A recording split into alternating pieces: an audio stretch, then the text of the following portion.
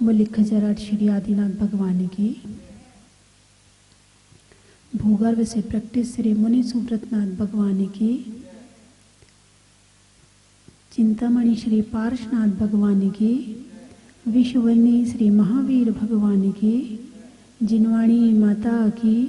परम पूजाचा गुरुदेव श्री सन्मति सागर जी महाराज की। परम पूजाचा गुरुदेव श्री ज्ञान सागर जी महाराज की। यस्य स्वयं स्वभावाप्तिरभावे कृत्सन कर्मणा तस्मै संज्ञान रूपाय नमोस्तु परमात्मने। धर्म स्नेह बंधुओं, संयम करण ग्राम। संयम से इंद्रियों को वश में करो। संयम से इंद्रियों को, जैसे हाथी को वश में अंकुश से किया जाता है, घोड़े को वश में लगाम से किया जाता है ना। तो फिर दोनों बड़ा अच्छा काम करते हैं। शेर को भी वश में किया जा सकता है हंटर के माध्यम से। ऐसे ही अपनी पांचों इंद्रियों को वश में रखो, इन्हें खुला मत छोड़ो। कारण क्या है? हमने वश में कर लिया, अब क्या करें बताओ? तो आत्मा से, आत्मा के द्वारा आत्मा का ध्यान करो। तो क्या इंद्रियां वश में नहीं होंगी तो क्या आत्मा का ध्यान नहीं हो सकता? जिसकी इंद्रियां वश में नहीं है तो क्या वो आत्मा का ध्यान नहीं कर सकता? जब चित्त चंचल होगा तो ध्यान कैसे होगा?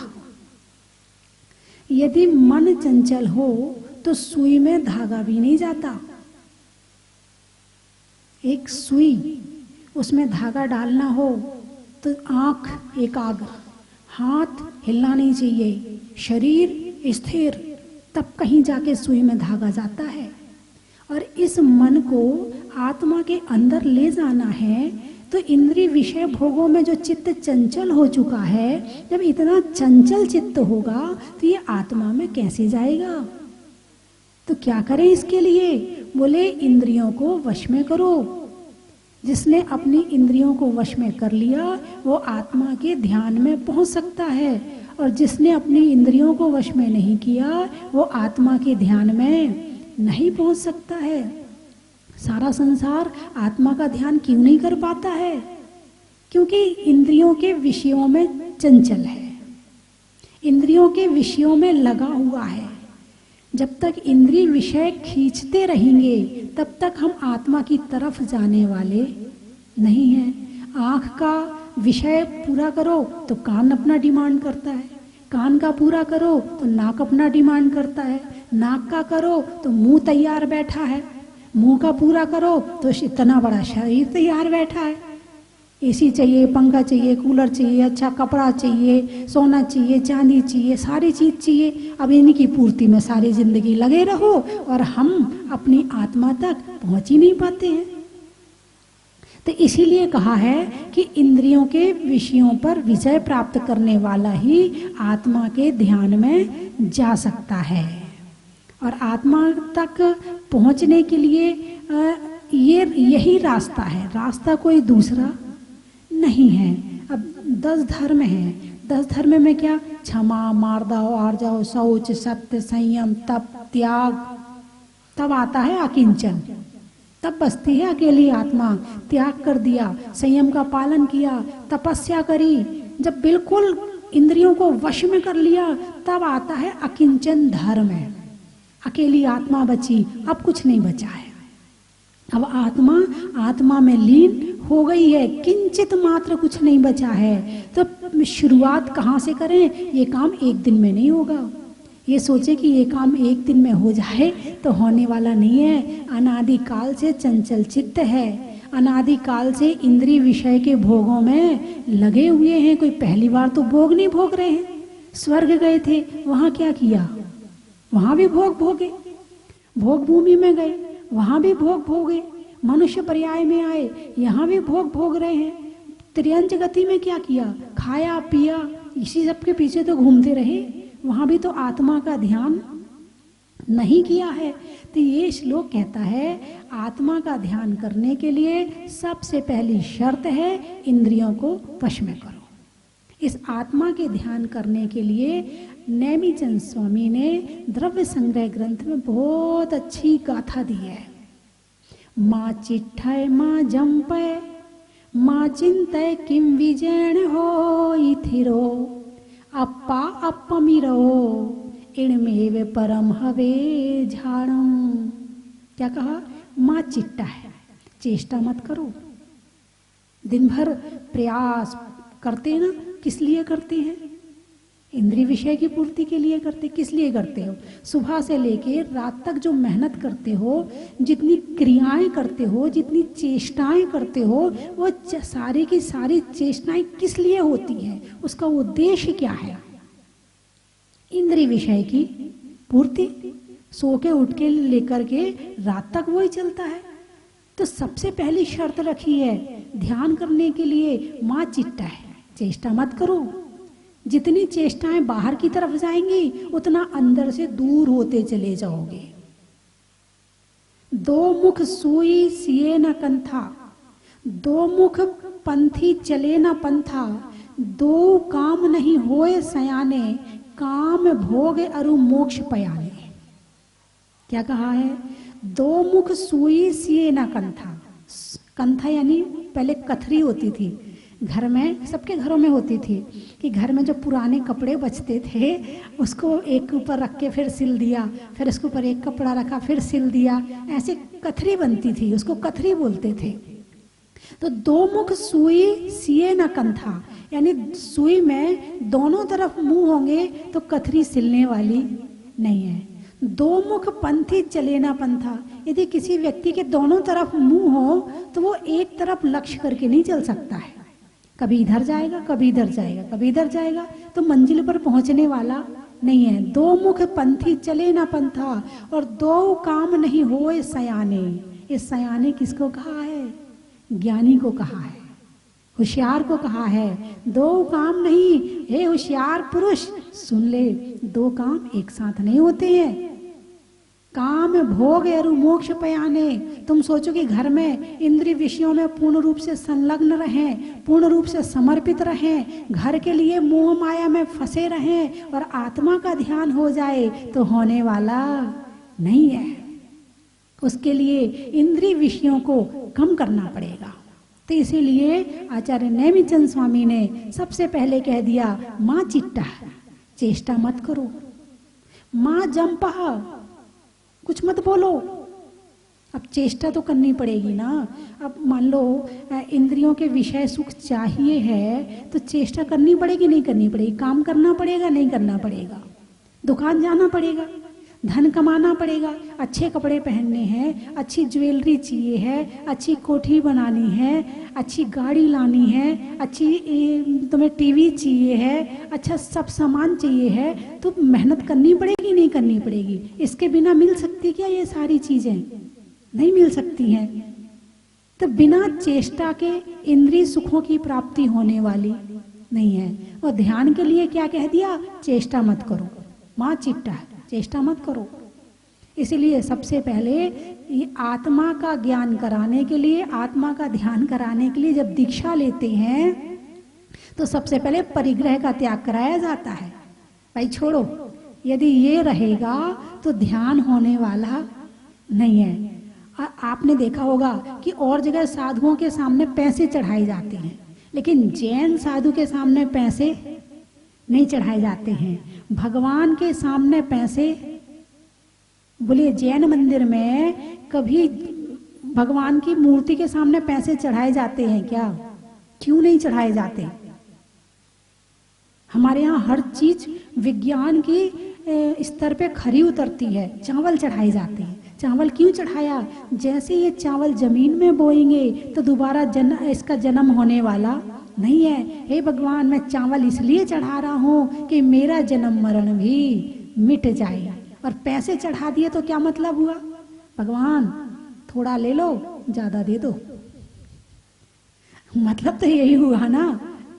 हमारे यहाँ पैसे गुल्लक में डाले जाते हैं, पैसे चढ़ाए नहीं जाते हैं।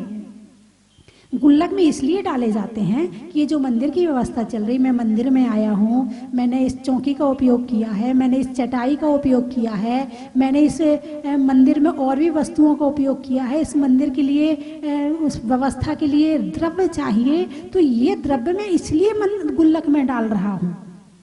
माली के लिए पैसे नहीं डाले जाते हैं, और माली के लिए तो कुछ भी नहीं डाला जाता है। माली को सोच करके डाल लिया कि ये माली को मिल जाए तो समझना तुमने गलत कर दिया। चढ़ाने का मतलब है भगवान के सामने, चढ़ाने का मतलब है भगवान के सामने, और भगवान के सामने जो चढ़ाया है वो क्यों चढ़ाया है।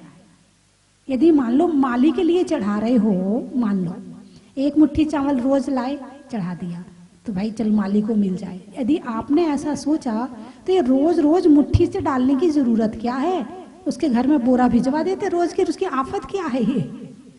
तो ये हम माली के लिए नहीं चढ़ाते हैं, हम चढ़ाते हैं प्रभु के सामने अपने भाव व्यक्त करने के लिए।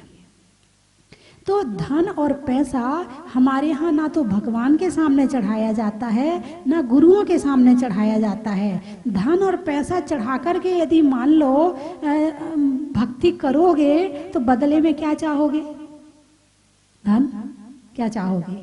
धन ही चाहोगे।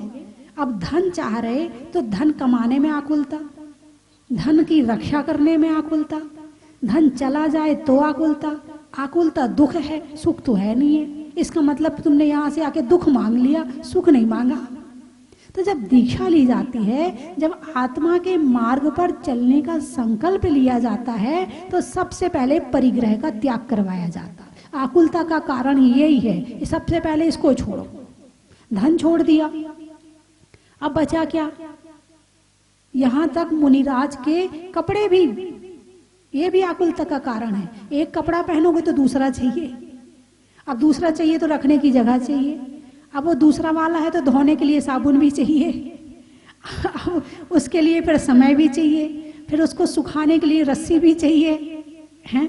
तो मतलब पूरी गृहस्थी बस जाती। इतना सा भी परिग्रह हो ना तो उसके निमित्त से पूरा घर बस जाता है, और जहाँ घर बस गया वहाँ पर ध्यान होने वाला नहीं है। वहाँ पर तो सारी चेष्टाएं फिर सारी की सारी इंद्रिय विषय की ओर चली जाएंगी। तो इसीलिए सबसे पहले कहा चेष्टा मत करो। ध्यान करने के लिए क्या कहा? चेष्टा माँ चिंता है, माँ चिट्टा है, चेष्टा मत करो। माँ जंप है, बोलो मत। अप्पा अप्पा में रहो, आत्मा में आत्मा का ध्यान करना है तो बोलो मत, चुप होके बैठ जाओ, बिल्कुल चुप, बिल्कुल शांत। और जिसे इंद्रिय विषय के सुख भोगने हैं वो क्या चुप रह सकता है? यदि मैं 1 घंटा का मौन दे दूं तो इंसान को ऐसा लगता है कहाँ बांध दिया, यूं लगता है कि भगवान ये कहाँ का मौन ले लिया है, या ये मोबाइल आ रहा है, ये सामने वाला कुछ पूछ रहा है, ये मेरा ही मन बोलने का कर रहा है, या मेरा ही मन कुछ बताने का कर रहा है। चुप नहीं रहा जाता है। जहाँ इंद्रिय विषय होंगे वहाँ चुप नहीं रहा जा सकता। इंद्रिय विषय कमाने के लिए बोलना तो पड़ेगा। बिना बोले दुकान चल सकती है क्या? बिना बोले साधु तो रह सकता है, मगर बिना बोले श्रावक नहीं रह सकता। उसे पूरी गृहस्थी चलानी है, उसे दुकान चलानी है, लेना है, देना है, काम करना है, तो बोलना जरूरी है। अब सामान आ गया, जिस सामान को आपने कमाने के लिए बोला था अब वो सामान आ गया, अब वो सामान अब फिर बोलो मैंने बड़ी मेहनत से कमाया है, ये बड़ा कीमती है, ये बहुत बढ़िया है, इसकी क्वालिटी बहुत बढ़िया है, अब उसकी तारीफ करो। अब वो सामान आ गया, तुमने तारीफ करने में फिर बोला, फिर तुमने उसको भोगा। खाने की चीज है, पहनने की चीज है, या कोई भी चीज ऐसी है उसको तुमने भोगा। तो भोगने के बाद फिर शुरू हो गए, क्या स्वाद है, क्या टेस्ट आया है, अरे ये साड़ी पहनकर तो क्या सुंदर लग रही है, क्या बढ़िया लग रहा है, फिर बोलो। फिर उसके बाद अब बोल लिया, अब फिर पड़ोस में गए तो वहां बोलो जाकर, उसकी तारीफ करो जाके। कुछ कोई नहीं मिलता तो हम डॉक्टरों की तारीफ करते हैं, दुकान वाले की तारीफ कर देते, और कोई नहीं मिले तो नाई की तारीफ कर देते, अरे वो बहुत बढ़िया बाल काटता है, उसी के यहाँ जाना, खूब प्रचार करते हैं। खुद भोग भोगते हैं और खुद भोगों का प्रचार भी करते हैं। लेकिन आत्मा में आत्मा का ध्यान करना है तो माँ जंपा है, बोलो मत। माँ चिट्ट है, माँ जंपा है, माँ चिंता है। विचार मत करो, सोचो मत, बैठ जाओ बिल्कुल। किम विजयन हो थिरो, स्थिर होके बैठ जाओ। अब कोई बोल नहीं रहा है, सोच नहीं रहा है, चेष्टा नहीं कर रहा है। अब उस व्यक्ति की स्थिति कैसी होगी, कल्पना करो। भगवान की स्थिति और उसकी स्थिति में कोई अंतर नहीं है। बात समझ में आई कि नहीं आई? भगवान कैसे बैठे? माँ चिट्टा है, कोई चेष्टा नहीं कर रहे हैं। माँ चंपा है, बोल नहीं रहे हैं। माँ चिंता, कोई चिंतन नहीं कर रहे, कोई विचार नहीं कर रहे। और जो भोग हैं उनके लिए सोचना पड़ता कि नहीं सोचना पड़ता? अरे बोलिए ना, शरीर को चेष्टा भी करनी पड़ती है, मुंह को बोलना भी पड़ता है और मन को सोचना भी पड़ता है। अब दुकान जाना है, माल खरीदना है, कहाँ से लाना है, दुकान खोलना है, नई दुकान खोलना, कितनी टेंशन होती है। एक फैक्ट्री खोलना है, कितनी टेंशन होती है। फैक्ट्री खोलने के बाद ऐसा नहीं कि तुम शांति से बैठ गए, तुम्हारी टेंशन खत्म हो गई है। अब माल कहाँ भेजना है, कहाँ से वर्कर आएंगे, कहाँ से स्टाफ आएगा, कौन काम सही कर रहा है, कौन काम सही नहीं कर रहा है। रात को सोते सोते तक टेंशन होती है। कोई जॉब करता है तो जॉब करने के लिए किसी ने कुछ कह दिया, तुमने काम अच्छा नहीं किया, तुमने ऐसा नहीं किया, उसकी टेंशन करो। जितना काम है उसके लिए सोचो, अरे इतना काम करवाते हैं, इतने तो काम से तो मेरा दिमाग खराब हो जाता है, ये हो जाता है, वो। दिन भर सोच केवल विषयों के भोगों की ही रहती है। इसके अलावा एक सोच भी ऐसी नहीं होती है जो केवल अपनी आत्मा के लिए सोचा जाए। अरे सुबह सोच, शाम को सोच, रात को सोच, सपने में सोच, और इस सोच में हो जाता है डिप्रेशन। फिर डिप्रेशन की सोच में हो जाता है महा डिप्रेशन, हो जाता है दिमाग खराब। अब तो आत्मा का ध्यान कर ही नहीं सकते, पहले तो कर भी सकते थे, अब तो डिप्रेशन हो गया। सारे दिन लगता है अकेले कमरे में बैठ जाओ, मर जाओ, ये करो वो करो। मतलब विषय भोगों की चिंता इतनी ज्यादा कर ली, इतनी ज्यादा कर ली, मोह और राग की चिंता इतनी ज्यादा कर ली कि अपना दिमाग अपना खराब करके बैठ गए। इतनी ज्यादा चिंता कर ली, जबकि ये क्षणभंगुर है, आज हैं और कल नहीं है। हम इनको पकड़ने का प्रयास करते हैं और ये पकड़ में आते हैं नहीं है। बचपन आया तो बचपन में क्या किया, जवानी अच्छे से निकल जाए, इस चिंता में चला गया बचपन। अच्छे से पढ़ाई कर, नहीं बड़ा होके क्या बनेगा, इंजीनियर बनेगा, डॉक्टर बनेगा, पायलट बनेगा, अच्छे से पढ़ाई कर, तू पीछे रह जाएगा। जवानी की चिंता में बचपन को चिंता में डाल दिया, बचपन में चिंता में चला गया, धर्म नहीं किया, आत्मा का ज्ञान नहीं किया। फिर जवानी आई तो फिर वो कमाई की चिंता में चला गया। पूरे समय कहाँ से कमा लूं, कितना कमा लूं, क्या कर लूं, है। शरीर में जवानी में एक हवा भरी होती है, शक्ति होती है। अब वो शक्ति जब होती है ना तो सामने वाले कमजोर भी ऐसा लगता है कि कहाँ से ये फालतू आदमी आ गया हमारे बीच में। जब खुद कमजोर हो जाओगे ना तब पता चलेगा कि कमजोर के प्रति जो ऐसे भाव रखने वाले होते हैं उनका क्या होता है।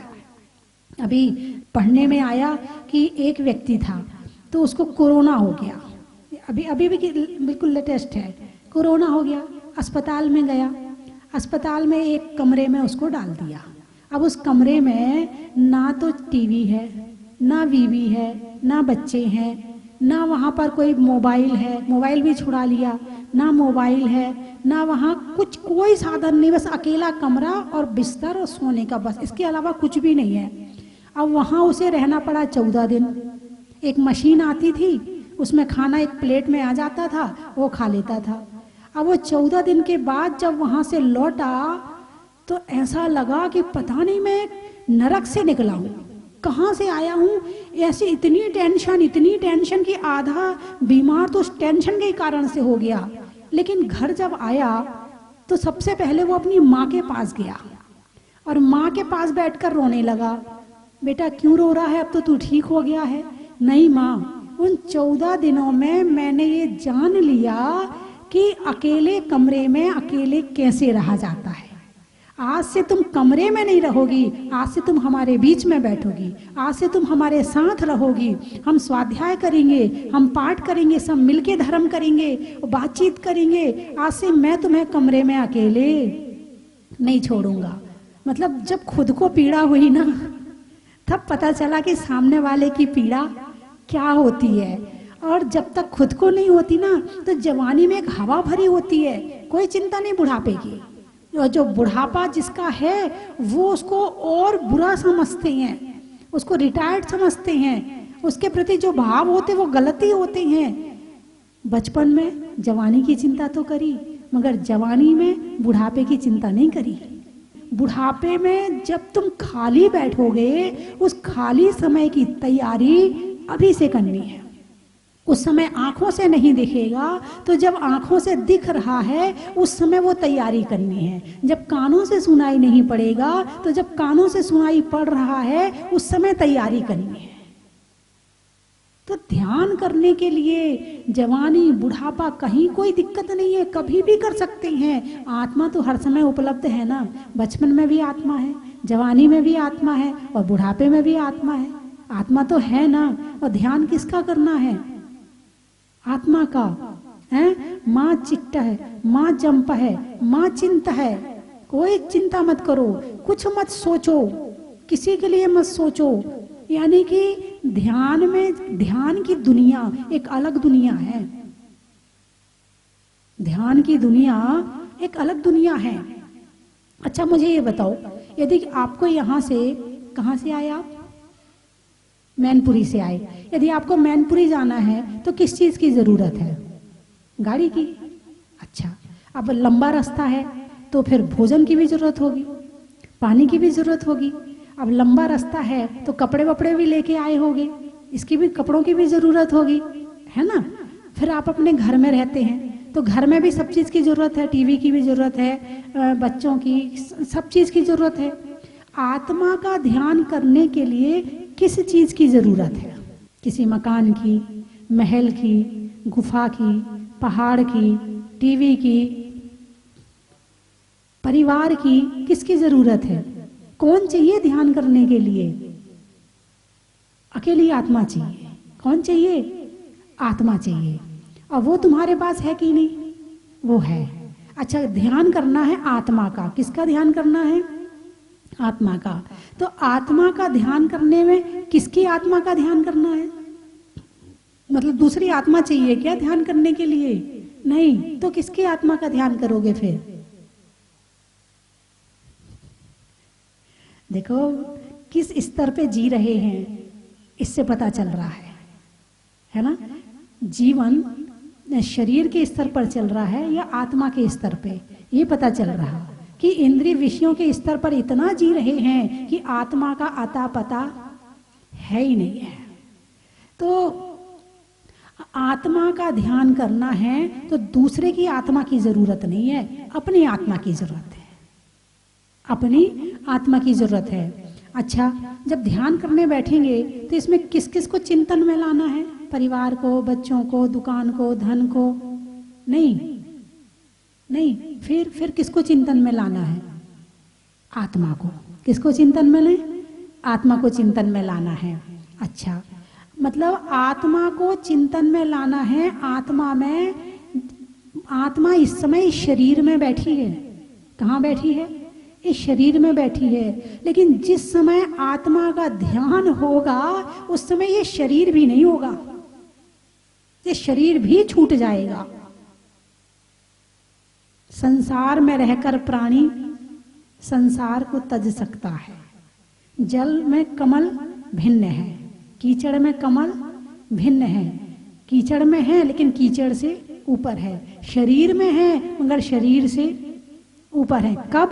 जब आत्मा का ध्यान किया जाता है। तो आत्मा के ध्यान करने के लिए क्या क्या करना है? तो जो नहीं करना और करना। माँ चिट्टा है, माँ जंपा है, माँ चिंता किम विजयन होई थिरो, अप्पा अप्पमी रहो। आत्मा आत्मा में लीन हो जाए। अप्पा अप्पमी रहो। इणमेव परम हरे हवे झाड़म, ये ही परम ध्यान है। ये क्या है? परम ध्यान है, परम ध्यान, छोटा मोटा ध्यान नहीं है, परम ध्यान है। अब आत्मा कैसी है, आत्मा का क्या गुण है, आत्मा में क्या है क्या नहीं है, बस यही तो करना है बैठ के। अभी तक तो दुनिया भर का क्या है कैसा है उनके विषय में लगे रहे, अब अपनी आत्मा के विषय में लग जाओ। और आपको ज्यादा कुछ नहीं आता है, वीतराग स्तोत्र याद कर लो। वीतराग स्तोत्र में आत्मा के स्वरूप का बड़ा अच्छा वर्णन किया है। मैंने एक बार वीतराग स्तोत्र पर पूरा प्रवचन भी किया था, शायद यूट्यूब पर भी होगा, टीवी में तो नहीं मिल पाएगा लेकिन यूट्यूब पे तो मिल ही सकता है आपको। उसमें पूरा यही था कि आत्मा कैसी है, आत्मा क्या है। तो उसको जब तक जानोगे नहीं, ज्ञान नहीं होगा तो ध्यान नहीं होगा। क्या कहा? ज्ञान नहीं होगा तो आंख बंद करके करोगे क्या?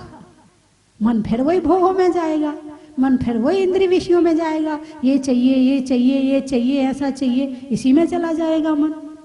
तो ज्ञान के बाद ध्यान होता है। कम से कम इतना ज्ञान तो हो, ज्यादा ज्ञान ना हो, इतना ज्ञान तो हो कि आत्मा अलग है, शरीर अलग है। मैं शरीर नहीं हूं, मैं आत्मा हूं। कम से कम इतना ज्ञान तो चाहिए ही चाहिए। उसके बाद फिर खोज शुरू हो जाती है। दो तरह का पानी मिलता है जमीन से हमें, एक होता है तालाब में, एक होता है कुएं में। तालाब का पानी कौन सा है? जो बाहर से आता है। कुएं का पानी कौन सा है? जो अंदर से खोद के निकाला जाता है। जब कुआं खोदते हैं तो पहले क्या पानी मिल जाता है क्या सीधे? नहीं मिलता है। क्या करना पड़ता है? पहले मिट्टी आएगी, फिर कंकड़ पत्थर आएंगे, फिर बड़े पत्थर आएंगे, फिर और मिट्टी आएगी, फिर सूखी मिट्टी आएगी, फिर थोड़ी गीली मिट्टी आएगी। खोदते खोदते खोदते खोदते एक दिन पानी मिल जाता है, वो पानी अंदर का है। ऐसे ही थोड़ा सा ज्ञान तो पहले हमने बाहर से लिया क्योंकि हमें बिल्कुल भी नहीं था। हमने थोड़ा जाना आत्मा है कैसी, फिर धीरे धीरे अपने अनुभव में लेकर के आए, फिर अपने अंदर खुदाई करी, अज्ञानता को हटाया, ज्ञान नीचे से निकल के आ गया और आत्मा का पता चल गया आत्मा कैसी है। तो आत्मा को जानने के लिए आत्मा को मानना पहले जरूरी। बहुत से लोग तो ऐसे हैं जो आत्मा को मानते ही नहीं है।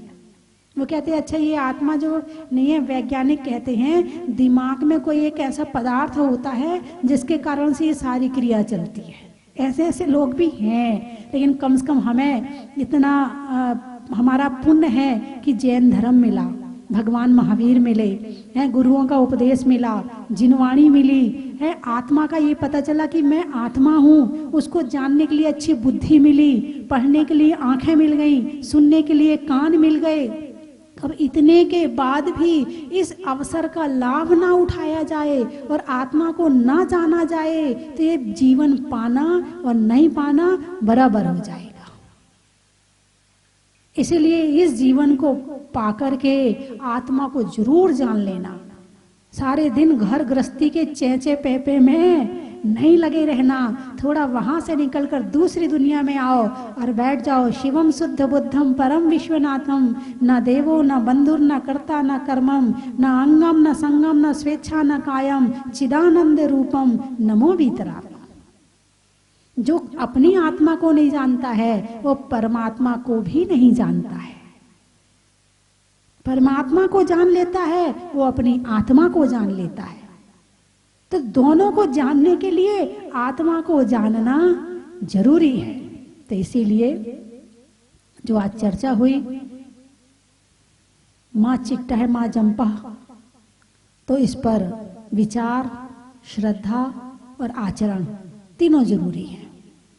और 24 घंटे मिले हैं, कम से कम इंद्रिय विषय भोगों में 24 घंटे मत दो, 1 घंटा तो अपनी आत्मा को दो।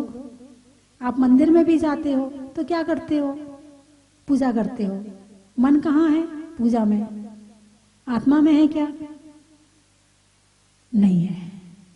तो आत्मा में कैसे जाइए मन? पूजा का मतलब भी यही है कि परमात्मा के माध्यम से आत्मा में जाए। लेकिन पूजा भी भाई रोज का नियम है तो फटाफट फटाफट राजधानी की स्पीड से पूरी पूजा निकल जाती है। आत्मा परमात्मा कब निकल जाता है पता ही नहीं चलता है। जिस उद्देश्य को लेकर पूजा की गई थी उस उद्देश्य में भी सफल नहीं हो पाते हैं। तो जब तक लक्ष्य आत्मा नहीं होगा तब तक पूजा इसी तरह चलती रहेगी, माला बिना मन के इसी तरह फिरती रहेगी, और आत्मा का ध्यान लगते ही सब चीजों में विशेषता आ जाएगी। और जब विशेषता आ जाएगी तो कर्म बंधन भी ढीले पड़ने लगेंगे, और जैसे जैसे कर्म ढीले पड़ेंगे हमारा मोक्ष मार्ग प्रशस्त होगा और हम अपनी आत्मा के ध्यान से एक दिन परमात्मा पद की प्राप्ति कर सकते हैं। रात्रि में क्षमा का, पैसों में जमा का, और करने ध्यान करने में आत्मा का, नदी में नाव का, शरीर में पाँव का, और ध्यान करने में आत्मा के भाव का, स्वर्ग में परी का, सब्जी में तरी का, और आने वालों में मैनपुरी का, गाने में सुर का, नृत्य में नुपुर का, और आने के लिए जहाजपुर का, चंद्रमा में गुरुत्वाकर्षण का, भौतिकता में आकर्षण का, और भगवान के दर्शन का। बाकी चर्चा कल करेंगे। बोलिए 24वें भगवान की। बोले 1000 अतिशयकारी श्री मुनि सुव्रतनाथ भगवान की जय। परम विदुषी लेखिका गण्य आरिका गुरुमा स्वस्ति भूषण माता जी की जय। परम विदुषी लेखिका गण्य आरिका स्वस्ति भूषण माता जी के 51वें अवतरण दिवस के उपलक्ष्य में लगातार 11 सितंबर से 51 दिन तक चल रहे मुनि सुव्रतनाथ विधान एवं मुनि सुव्रतनाथ जप का कार्यक्रम प्रतिदिन चल रहा है। प्रतिदिन उसकी अपडेट्स हमें मिल रही हैं और कहते हैं कि भक्तांबर के माध्यम से हम अपनी हर समस्या का समाधान प्राप्त कर सकते हैं। इसी के क्रम में ग्लोबल मदर ऑफ भक्तांबर के नाम से विश्वविख्यात डॉक्टर मंजू जी जैन नागपुर के द्वारा हमारे जूम ऐप और फेसबुक पेज के माध्यम से 18 अक्टूबर को शाम 7 बजे से 9 बजे तक हम जानेंगे भक्तांबर हीलिंग के बारे में, जिसके लिए शुरू में 1 घंटा हम सुनेंगे डॉक्टर मंजू जी जैन नागपुर को, और उसके बाद 1 घंटे तक हमारी जो भी समस्या है उसका समाधान हम अपने प्रश्न के माध्यम से डायरेक्ट मंजू जी से कर सकते हैं, जिससे भक्तांबर के द्वारा हमारी सभी समस्याओं का समाधान चाहे वो किसी भी प्रकार की हो उसको प्राप्त कर सकते हैं।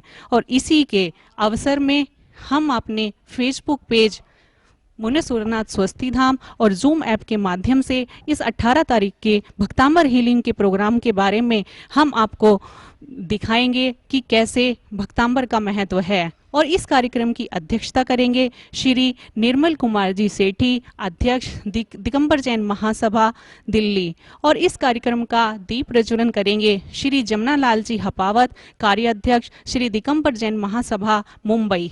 इसी क्रम में हमारे जूम ऐप और फेसबुक पेज मुनि सुव्रतनाथ स्वस्ति धाम के माध्यम से हम आपको लेकर चलेंगे 25 अक्टूबर को विश्वविख्यात वास्तुविद डॉक्टर राजेंद्र जी जैन के द्वारा कि कैसे वास्तु का हमारे जीवन में क्या महत्व होता है और वास्तु से किस प्रकार हम अपनी हर चीज की समस्या को, हर चीज को व्यवस्थित तरीके से कर सकते हैं। इसी क्रम में 1 नवंबर को होने वाले गुरु माँ के 51वें अवतरण दिवस महोत्सव स्वस्ति धाम में होने जा रहा है और शुभकामना परिवार का राष्ट्रीय अधिवेशन। आप सभी इन कार्यक्रमों से जुड़े रहेंगे हमारे साथ हमारे फेसबुक पेज मुनि सुव्रतनाथ स्वस्ति धाम और जूम ऐप के माध्यम से। धन्यवाद। जय जिनेंद्र।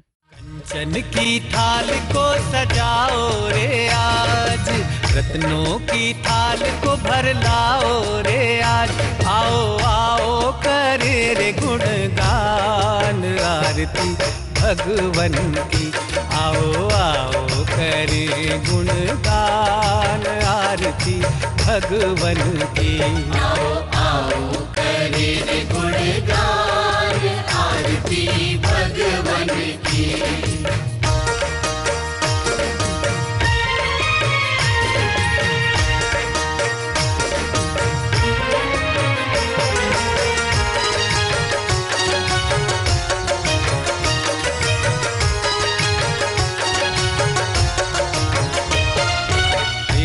सुमित्र के राज दुलारे, माँ पद्मा जी के नैनों के तारे।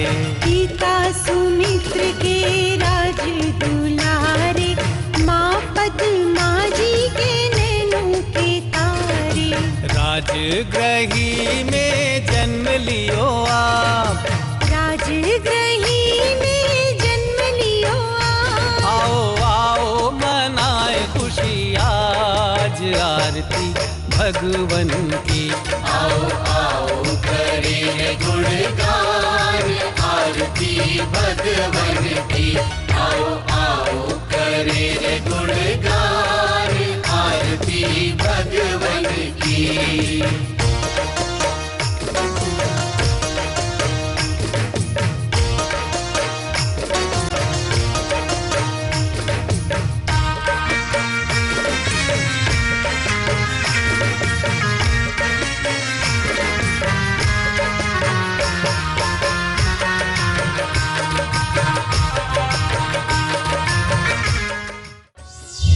हर द्वार सजेगी बंधनवार। भगवान श्री मुनि सुव्रतनाथ की भक्ति में झूमेगा सारा संसार। श्री 1008 मुनि सुव्रतनाथ दिगंबर जैन अतिशय क्षेत्र स्वस्ति धाम जहाजपुर राजस्थान में 51 दिनों तक लगातार मनाया जाएगा परम विदुषी लेखिका गणिनी आर्यका श्री 105 स्वस्ति भूषण माताजी का 51वां भव्य अवतरण महामहोत्सव। शुभ दिवस 1 नवंबर 2020। इस पावन प्रसंग में 11 सितंबर से 31 अक्टूबर 2020 तक 51 दिन 51 मुनि सुव्रतनाथ विधान व शांति धारा आपके एवं आपके परिवार के नाम से न्यौछावर राशि 5100 रुपए। 51 दिन में 51 लाख जाप। आज ही निशुल्क रजिस्ट्रेशन कराएं। अपना और अपने शहर का नाम जाप की संख्या के साथ दिए गए नंबर पर व्हाट्सएप करें। महोत्सव में नृत्य, भक्ति, नाटिका मंचन, आकर्षक पुरस्कार लुभाएंगे भक्तों का मन। मुख्य आकर्षण में होगा 1 नवंबर 2020 को शुभकामना परिवार का राष्ट्रीय डिजिटल अधिवेशन। बैंक खाता विवरण निम्न प्रकार है। खाते का नाम श्री मुनि सुव्रतनाथ दिगंबर जैन अतिशय क्षेत्र Swasti Dham Jahazpur. Punjab National Bank account number 874500000070। IFSC code PUN B0874500। Bank of Baroda account number 0799010001768 IFSC code BARB 0JAHAJP। पुण्य कमाने का सुअवसर जाने नहीं दें। आज ही संपर्क करें।